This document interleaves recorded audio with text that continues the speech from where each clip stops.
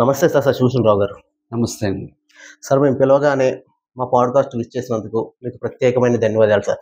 Thank you very much. Sir Sitham college డైరెక్టర్‌గా మీ journey ఎలా start అయింది సార్? యాక్చువల్‌గా అయితేనేనండి నేను అసలు టీచింగ్‌లోకి ఎలా వచ్చానంటే మనము సివిల్ సర్వీస్‌కి వెళ్దాము అని చెప్పేసి ఐఏఎస్‌కి బాగా ట్రై చేసాము. ఇంటర్ వరకు కూడా వెళ్ళాము. సో ఆ ప్రాసెస్‌లో ఏంటంటే మనము ఈ టీచింగ్‌లో ఉంటే బాగుంటుందని అనిపించింది. అనిపించి అప్పుడు నేను టీచింగ్లో అప్పుడు నాది బీటెక్ అయింది, తర్వాత ఎంబీఏ అయింది. సో ఎంబీఏ ఫ్యాకల్టీగా స్టార్ట్ అయింది జర్నీ. సో అట్లా ఆ జర్నీ స్టార్ట్ అయిందని టీచింగ్ అనేది ఇంట్రెస్ట్ వచ్చింది. సో దాని తర్వాత ఒక వర్క్ చేసిన తర్వాత ఏంటంటే మన ఓన్గా ఇన్స్టిట్యూట్ ఉంటే బాగుంటుంది కదా అని చెప్పేసి అనుకున్నప్పుడు ఏంటంటే మనం మొట్టమొదటిగా విజయనగరంలో సత్య డిగ్రీ అండ్ పీజీ కాలేజ్ నుంచి ఫస్ట్ స్టార్ట్ చేయడం జరిగింది. అది 1996. దాని తర్వాత మన ఇంజనీరింగ్ కాలేజ్ 2011లో స్టార్ట్ అయింది.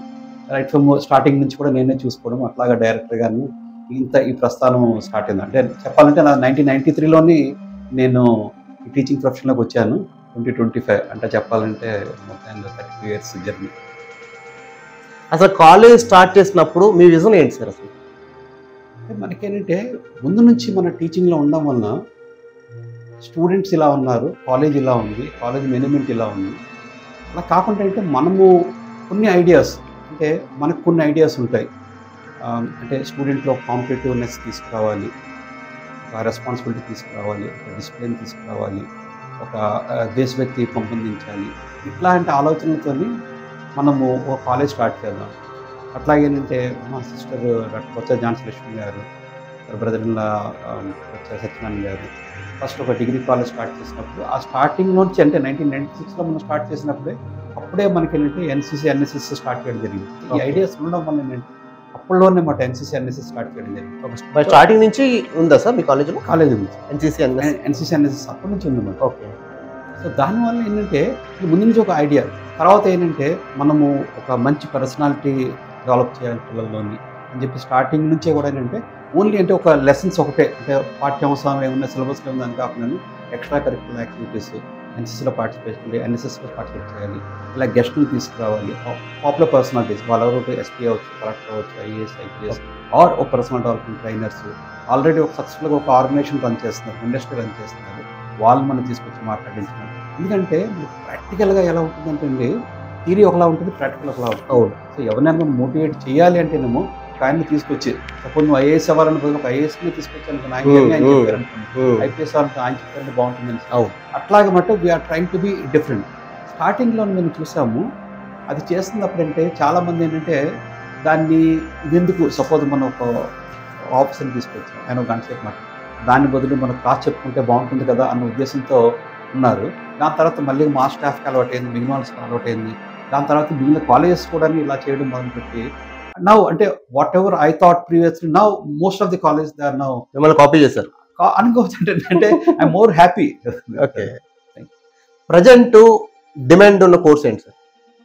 అంటే మనకి ఎవరికి డిమాండ్ ఉన్న కోర్స్ అని అంటే డిఫరెంట్ ఫీల్డ్స్లో మనం తీసుకున్నాం అనుకోండి.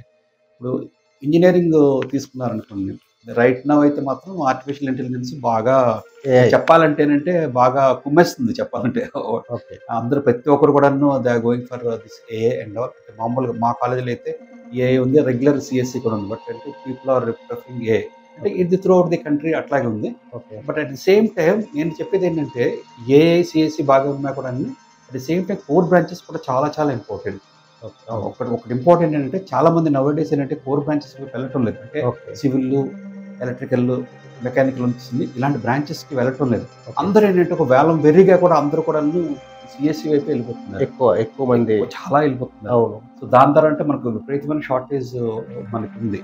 సో వెరీ రీసెంట్గా ఏం చేశారంటే ఒక 5 ఐఐటి డైరెక్టర్లు వాళ్ళందరూ ఒక దగ్గర కలిసి చెన్నైలో కలిసి ఒక ప్రెస్ మీట్ పెట్టి అందరూ కూడా మీరు కూడా కోర్ బ్రాంచ్లో జాయిన్ అవ్వాలని చెప్పేసి వాళ్ళే చెప్పారంటే ఇంకా అర్థం చేసుకోవచ్చు.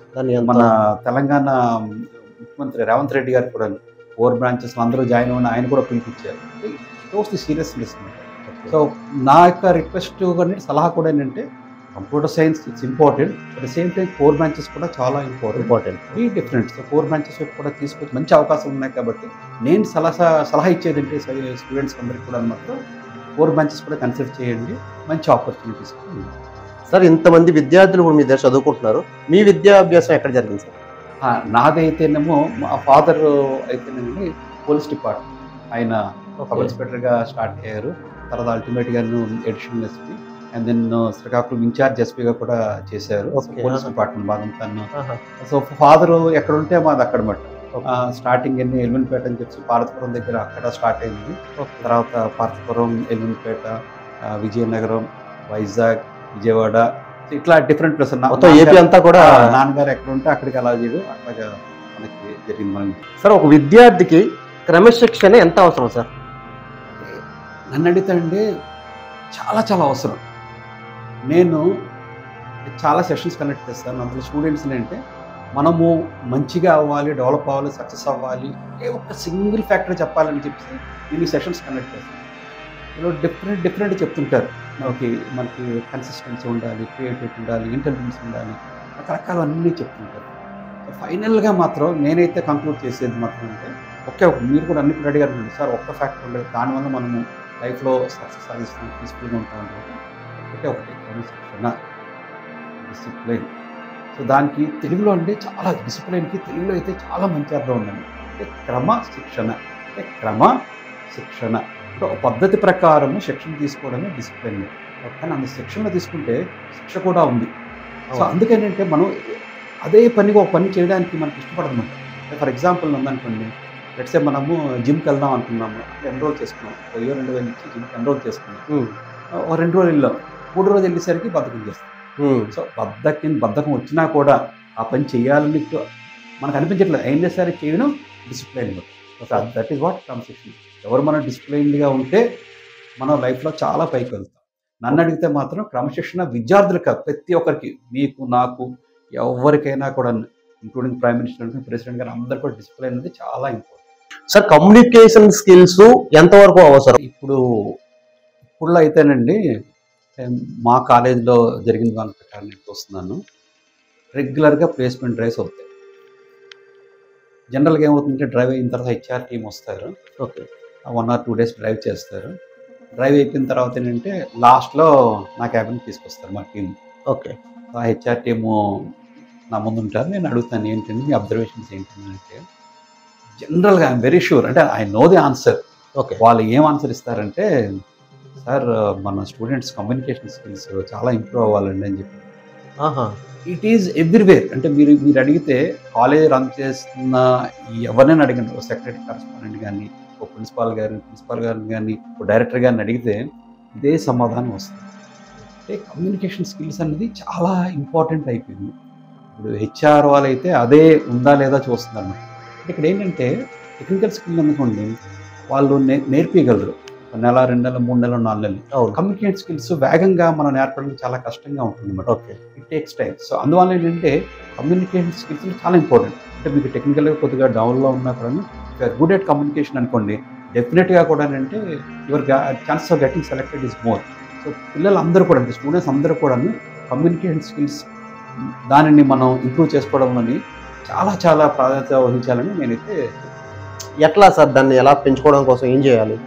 ఒకటేంటంటే మనము కమ్యూనికేట్ స్కిల్ చెప్పాలంటే అండి ఒక్క స్కిల్ కాదండి, దాన్ని ఏమంటారంటే అండి LSRW అంటారు. 4 పార్ట్లు చెప్పాలంటే LSRW. అంటే L అంటే లిజనింగ్, S అంటే స్పీకింగ్, R అంటే రీడింగ్, W అంటే రైటింగ్. ఈ 4 దీంట్లో కూడా మనం చాలా మంది ఏంటంటే కమ్యూనికేషన్ లిజనింగ్ గురించి పట్టించుకోరు.